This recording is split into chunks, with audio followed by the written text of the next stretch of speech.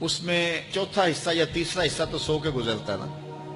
8 گھنٹے بھی دن رات میں سوئیں آپ تو 45 سال زندگی میں سے 15 سال نکل گئے، باقی 30 سال رہ گئے زندگی کے. اس میں بھی 8 سال بچپن کے نکال لو. وہ میرے ایک دوست نے بڑا حساب لگا کے نا تو وہ کہتا ہے 16 سال بچتے ہیں ٹوٹل. جب 45 سال ایوریج زندگی ہے تو جو زندگی گزرتی ہے بھرپور وہ 16 سال ہے. تو میں کہتا ہوں کہ ایک سال جو ہے وہ یہ سیلفیوں کا بھی نکال لو، یہ بھی ہر جو ہے وہ آدھے گھنٹے کے بعد 5 منٹ یہ بھی صرف ہوتے ہیں. تو 15 سال 16 سال ٹوٹل زندگی ہے. اس کو مستقبل سمجھا جاتا ہے.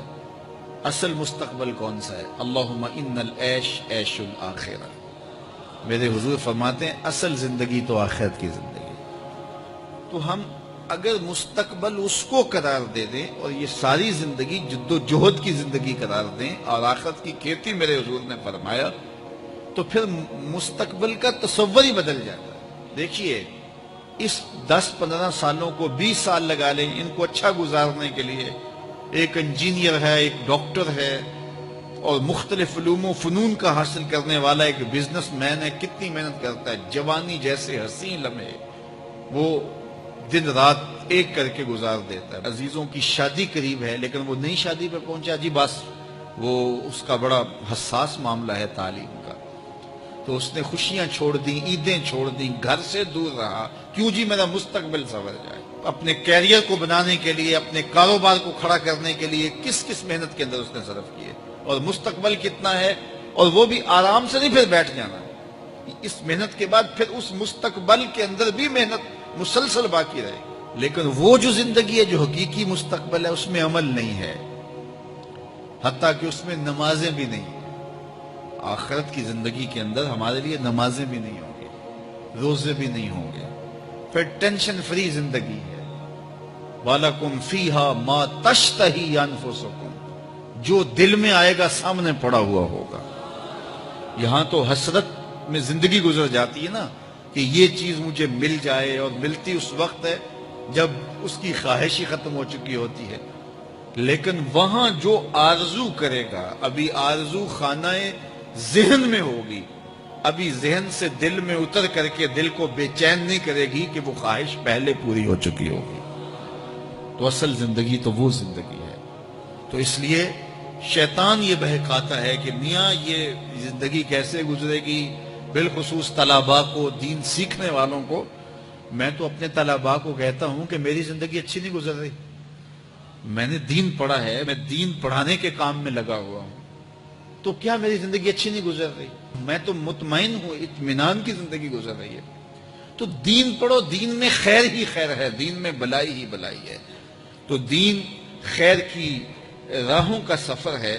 دنیا میں 4 طرح کے لوگ پائے جاتے ہیں. پہلا بندہ وہ جس کو اللہ نے مال بھی دیا ہے، علم بھی دیا ہے، شعور بھی ہے، ضروریات دین کا علم بھی ہے. اللہ تعالیٰ نے اس کو فہم عطا کیا ہے، علم دیا ہے، اور وہ اس مال میں اپنے رب سے ڈرتا ہے کہ اس کو غلط جگہ خرچ نہیں کرنا، اور صلہ رحمی بھی کرتا ہے، رشتہ داروں کے حقوق کا خیال بھی رکھتا ہے. اس میں جو اللہ کا حق ہے اس کو بھی ادا کرتا ہے، صلہ رحمی بھی کرتا ہے، اللہ کا حق ادا بھی کرتا ہے، اور جو ہے وہ اللہ سے ڈرتا بھی ہے، مال کو غلط خرچ بھی نہیں کرتا. میرے حضور فرماتے ہیں کائنات میں سب سے افضل شخص دیکھنا ہے تو یہ شخص ہے. کائنات میں سب سے افضل شخص یہ ہے کہ جس کو مال بھی دیا گیا اور جس کو علم بھی دیا گیا، اور وہ گڑبڑ نہیں کرتا، وہ اللہ سے ڈرتا ہے، صلہ رحمی کرتا ہے، اور مال کا حق ادا کرتا ہے. تو یہ سب سے افضل شخص ہے. دوسرا وہ شخص جس کے پاس علم تو ہے لیکن مال اس کے پاس نہیں ہے، اور وہ نیت کا بڑا سچا ہے، سچے دل سے کہتا ہے اگر میرے پاس مال ہوتا تو میں فلاں کی طرح عمل کرتا. وہ فلاں کے پاس مال ہے، اس نے مسجد بنوائی ہے، میں بھی بنواتا. اس نے دارالعلوم تعمیر کیا ہے، میں بھی کرتا. اس نے ہاسپٹل بنوایا ہے، میں بھی کرتا. اس نے مخفی انداز سے غریب بچیوں کی شادیاں کی ہیں، یہ کام میں بھی کرتا. اس نے دکھیوں کے کام آیا ہے، مصیبت زدوں کے کام آیا ہے، میں بھی آتا. تو وہ کہتا ہے کاش کہ میرے پاس، اور یہ سچے دل سے کہہ رہا ہے، یہ نہیں کہ ہوتا تو پھر یہ اوپر اس میں کہہ رہا ہے ہو تو پھر تیور ہی بدل جاتے ہیں نا. شادی کو نیت ہوتا ہے کہ اگر واقعی اس کو وہ نصیب ہو جائے تو وہ وہی کھڑا نظر آئے. تو حضور فرماتے ہیں وہ ہو بھی سچی نیت والا، سچی نیت والا، اور وہ کہتا ہے اللہ مجھے اگر مال دے میں فلاں کی طرح عمل کروں گا. میرے رسول فرماتے ہیں قیامت کے دن جب نامہ اعمال تولا جائے گا دونوں کے عمل برابر ہوں گے. اس نے خرچ کیا اور اس نے صرف نیت کی تو دونوں برابر کھڑے ہوں گے. اس نے مسجد بنائی، دارالعلوم بنایا، اس نے بنایا کچھ نہیں تھا، نیت کی تھا. دیکھو نا علم تھا، علم کی وجہ سے نمبر لے گیا. کہتا مالک میرے پاس ہوتا میں یوں کرتا، کیا کچھ نہیں، نہ ہوا نہ کیا، لیکن قیامت کے دن جب نامہ اعمال تونے کے برابر کھڑے ہوں گے. اچھا، تیسرا شخص جس کو اللہ نے مال دیا ہے لیکن علم نہیں دیا. مال کی فراوانی ہے لیکن علم نہیں ہے، شعور نہیں ہے. جہالت کی وجہ سے وہ مال میں گڑبڑ کرتا ہے اور اپنے رب سے بھی نہیں ڈرتا، ولا یصل رحمہ، اور صلہ رحمی بھی نہیں کرتا، اور اس کے اندر اللہ کا جو حق تھا وہ بھی ادا نہیں کرتا.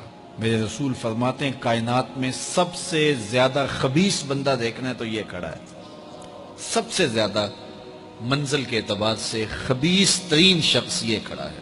چوتھا شخص کون سا ہے؟ جس کے پاس علم بھی نہیں ہے، جس کے پاس مال بھی نہیں ہے، اور وہ کہتا ہے کہ اگر میرے پاس مال ہوتا تو میں بھی فلاں کی طرح عیش کرتا، میں بھی یوں موج میلہ کرتا، مستیاں کرتا، شرابوں کے جام لڑاتا، یوں ناچ گانا کی محفلیں، رقص و سرود کی مجالس منعقد کرتا، میں بھی پھر من کی خوشیاں پوری کرتا. تو وہ جہالت کی وجہ سے وہ کہتا ہے کہ اگر میرے پاس مال ہوتا تو میں بھی اس کی طرح عیش و عشرت کرتا. اللہ اکبر. میرے رسول فرماتے ہیں کل قیامت کے دن جب نامہ اعمال تولے جائیں گے تو دونوں ایک ہی جگہ پہ کھڑے ہوں گے. اس نے کیا بھی کچھ نہیں لیکن اس کے ساتھ کھڑا ہوگا. اب ان چار لوگوں میں سے کسی ایک جگہ تو کھڑا ہونا ہے ہم نے. جس کو اللہ نے مال بھی دیا ہے، علم بھی دیا ہے، تو وہ کہاں کھڑا ہوتا ہے؟ اور جس کے پاس علم ہے مال نہیں، جس کے پاس مال ہے علم نہیں، جس کے پاس نہ علم ہے نہ مال ہے، تو ہم میں سے ہر شخص کسی ایک پوزیشن میں تو ہے.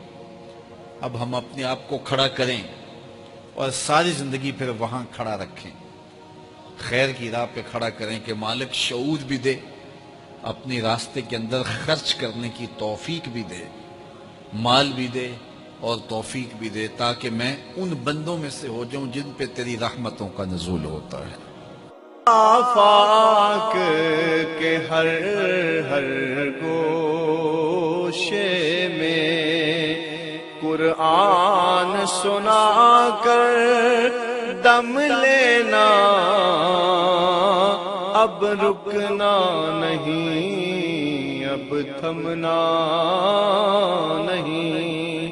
فردوس میں جا کر دم لینا، آفاق کے ہر ہر گوشے میں قرآن سنا کر دم لینا، اب رکنا نہیں، اب تھمنا نہیں.